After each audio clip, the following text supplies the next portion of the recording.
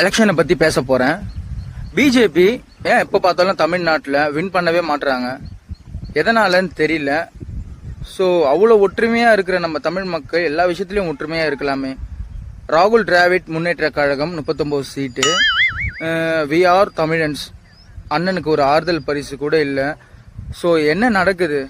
கொதிக்குது, என்னோட வயிறுலாம் கொதிக்குது. என்னடா நம்ம நாடு எந்த நிலைமை எப்படி? ஸோ இந்த தருணத்துல மனசுக்குள்ளே தாகம் வந்துச்சோ வந்துள்ளோ வந்துள்ளோ, எவ்வளவு வெறி கிளம்புது உங்களுக்கு இந்த பாட்டு பாடினா சம்பந்தமே இல்லாம.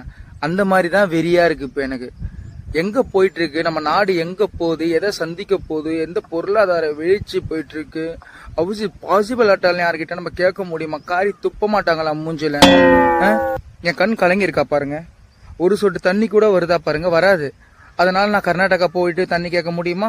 வர்றது என்னோட கண்ணுல இருந்து தானே தண்ணி வரும். எனக்கும் பேச